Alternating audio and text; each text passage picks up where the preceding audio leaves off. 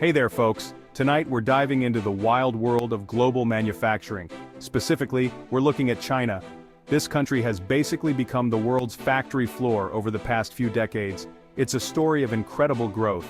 And frankly, it's one that's hard to ignore. Think about it. Your phone, your laptop, probably even those novelty socks you're inexplicably fond of. There's a good chance they were made in China. But how did this happen? How did China go from a largely agricultural economy to a manufacturing superpower in the blink of an eye?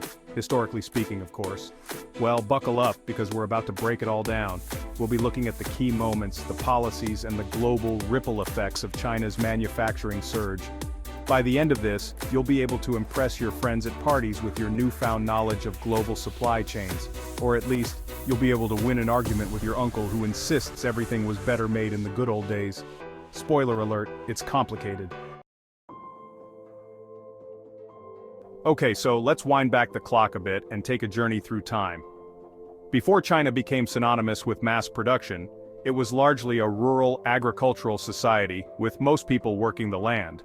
But things started shifting in the late 1970s. Deng Xiaoping, China's leader at the time, launched a series of economic reforms that opened up the country to foreign investment and trade, changing its trajectory. This was a huge deal. Suddenly, Western companies saw an opportunity, a vast workforce and low production costs which were very attractive. Factories started popping up everywhere, and China began churning out everything from toys to textiles at breakneck speed. The 1990s saw China join the World Trade Organization, further cementing its place in the global economy and expanding its reach. This move gave China better access to international markets, and its manufacturing sector exploded with growth. Fast forward to the 2000s, and China was officially the world's workshop, producing goods for the entire globe.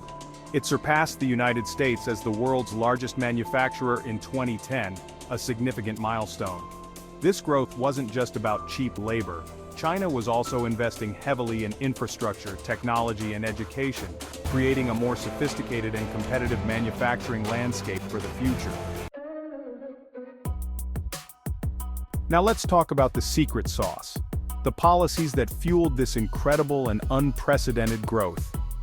China's government played a very active and hands-on role in promoting its manufacturing sector. They weren't just sitting back and letting the free market work its magic. Oh no, they were practically micromanaging the whole operation from top to bottom. One key ingredient was keeping the value of the Chinese yuan relatively low compared to other major currencies. This made Chinese goods cheaper on the international market, boosting exports like crazy and driving economic growth. On top of that, the government poured money into massive infrastructure projects, roads, railways, ports, to make it easier and cheaper to transport goods. They also provided tax breaks and other incentives to attract foreign companies and encourage domestic businesses to set up shop and expand. Was it always pretty? Not necessarily, as there were significant challenges. But did it work? Well, you tell me. When was the last time you bought something that was made in China? Section 4. The world takes notice. China's global manufacturing impact.